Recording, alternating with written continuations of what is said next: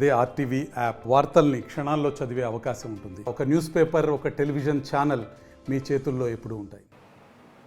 ప్రకాశం జిల్లాలోని జనసేన వీర మహిళ రాయపాటి అరుణపై జరిగిన దాడి, అంతేకాకుండా తెనాలిలోని గీతాంజలి మృతికి గల కారణం కొందరు టీడీపీ జనసేన నాయకులు చేస్తున్న ట్రోలింగ్స్ అంటూ కూడా విపరీతంగా ప్రచారం జరుగుతుంది. అయితే వీటిలో వాస్తవాలు ఏమిటి? ఇదే విషయంపై మనతో మాట్లాడడానికి వైసీపీ నేత చేగుండి సూర్యప్రకాష్ ఉన్నారు.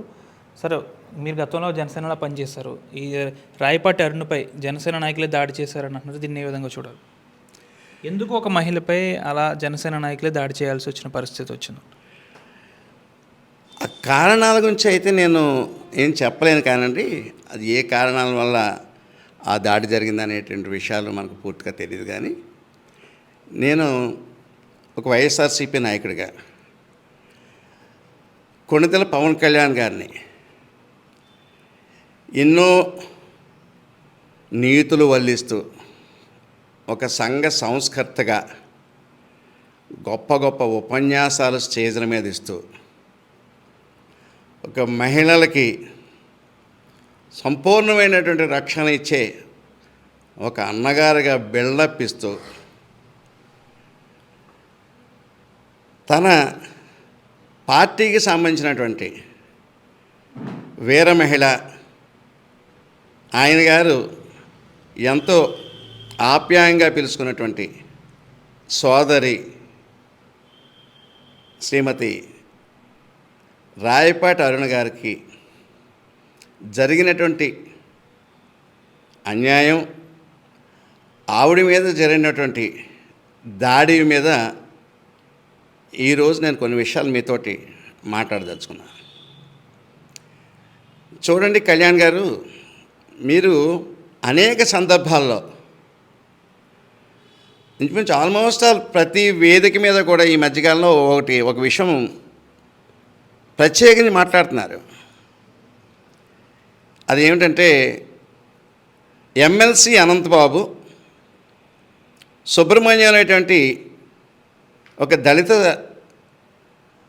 వర్గానికి చెందినటువంటి అతని యొక్క డ్రైవర్ని హత్య చేసి డోర్ డెలివరీ చేస్తే ఈ వైఎస్ఆర్సీపీ ప్రభుత్వం ఏం చేసింది అనేటువంటి విషయాన్ని, అంటే ఆ సందర్భంగా మీరు మీ యొక్క ఉద్దేశం ఏ రకంగా చెప్తున్నారంటే దళితులకి మీరు సంపూర్ణమైనటువంటి మద్దతు ఇస్తున్నట్టుగాను, దళితులకి జరుగుతున్న అన్యాయాల మీద అసలు వైఎస్ఆర్సీపీ ప్రభుత్వం ఏ రకమైనటువంటి అసలు చర్యలు కూడా తీసుకున్నట్టుగాను అనేక సందర్భాల్లో మీరు చెప్తూ వచ్చారు. ఇప్పుడు నేను అడుగుతున్నాను మిమ్మల్ని, మరి రాయపాటి అరుణ్ గారు ఒక దళిత మహిళ,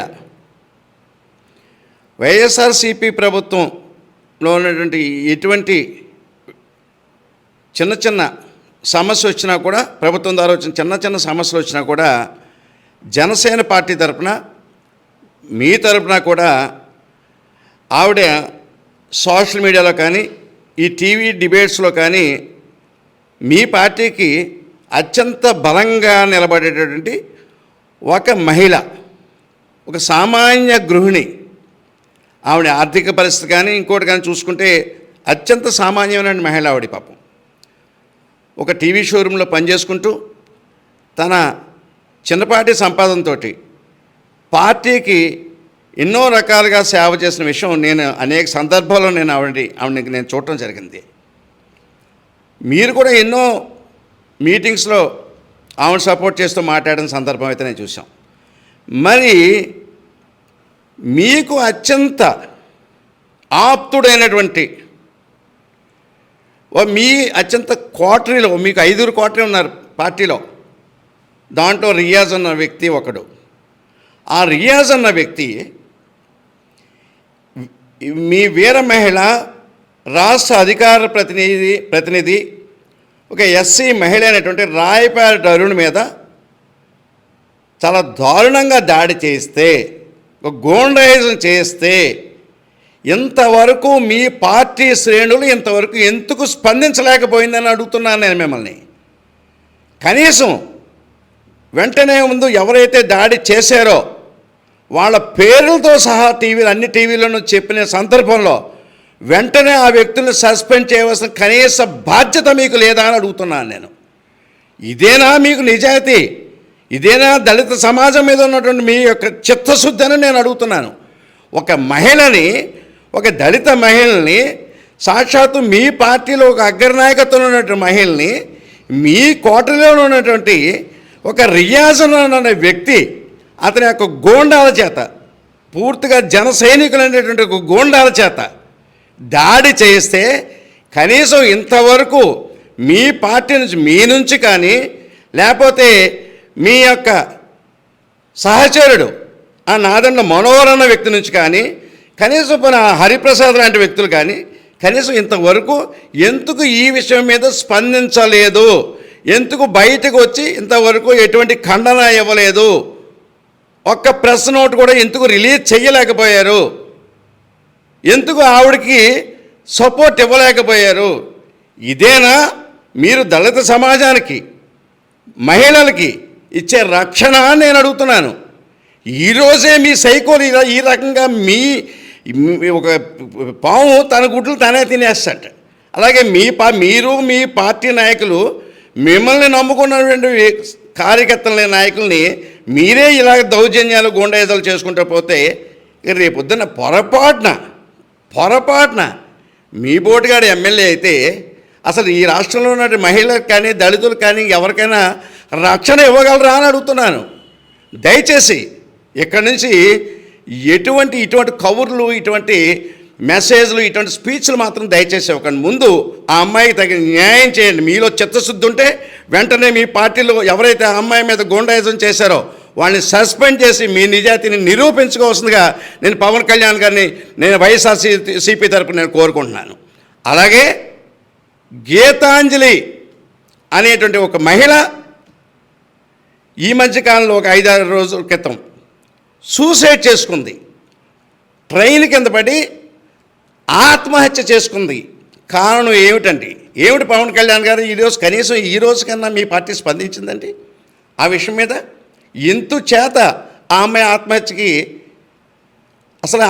ఆత్మహత్యకి పురుగొల్పినటువంటి కారణాలు ఏమిటి అనేది ఈ రోజుకి మీ పార్టీ ఏమన్నా స్పందించింది ఆ విషయం ఏదంటే? కనీసం ఒక సానుభూతి తెలియజేసిందండి? మీ మిత్రపక్షం అయినటువంటి తెలుగుదేశం పార్టీ సైకోల యొక్క మానసికంగా వాళ్ళు చేసినటువంటి ట్రోల్స్ని తట్టుకోలేక వైఎస్ఆర్సీపీ వారు ఇచ్చినటువంటి ఇళ్ల స్థలం ఆవిడకి దక్కిన సందర్భంలో ఇళ్ల స్థలాల యొక్క పంపిణీ కార్యక్రమంలో ఆనందాన్ని టీవీ వారితో పంచుకోవడమే ఆవిడ చేసిన నేరమా? దాని గురించి ఒక అమ్మాయి తల్లి, ఆడపిల్లలు ఉన్నారు ఆ ఇంట్లో, చిన్న పిల్లలు ఉన్నటువంటి తల్లి ఆవిడ. ఆ అమ్మాయిని ఒక చిన్న కుటుంబంలో, ఎంతో హ్యాపీగా బతుకుతున్న కుటుంబంలో, ఆ అమ్మాయి కుటుంబంలో చిచ్చు పెట్టి ఆ అమ్మాయిని దారుణంగా సోషల్ మీడియాలో ట్రోల్ చేసి ఆ అమ్మాయి చావుకు కారణమైనటువంటి మీ యొక్క మిత్రపక్షం తెలుగుదేశం యొక్క సైకోల్ని, సోషల్ మీడియాలో ఉన్నటువంటి సైకోల్ని కంట్రోల్ చేయలేని మీరు రేపు కనుక పొరపాటున మీలాంటి వాళ్ళు ఎమ్మెల్యేల కింద ఇంకోటో నెగ్గితే ఈ రాష్ట్రంలో సైకోలు అందరూ ఏ రకంగా రెచ్చిపోతారో, ఏ రకంగా మహిళల మీద దౌర్జన్యాలు, దుర్మార్గాలు చేస్తారో ఈ యొక్క సంఘటన సాక్ష్యం. దయచేసి మీ సైకోల్ని కంట్రోల్ చేసుకో పవన్ కళ్యాణ్. దయచేసి ఇటువంటి సంఘటన మరొక్కసారి జరిగితే మాత్రం ఖబర్దార్ పవన్ కళ్యాణ్ చెప్తున్నాం. మీ యొక్క సైకోల్ని కంట్రోల్ చేసుకోండి, లేకపోతే రాబోయే రోజుల్లో తగిన మూల్యం మీ పార్టీ, అలా మీ యొక్క తెలుగుదేశం పార్టీ కూడా చెల్లించుకునే రోజులు దగ్గరలో ఉన్నాయని చెప్పి హెచ్చరిస్తున్నాం. జై వైఎస్ఆర్సీపీ, జై జగన్మోహన్ రెడ్డి గారు. మరిన్ని వీడియోస్ కోసం ఛానల్ ని సబ్స్క్రైబ్ చేయండి. లేటెస్ట్ అప్డేట్స్ కోసం వాట్సాప్ ఛానల్ ని ఫాలో చేయండి. అండ్ లింక్ డిస్క్రిప్షన్ లో ఉంది.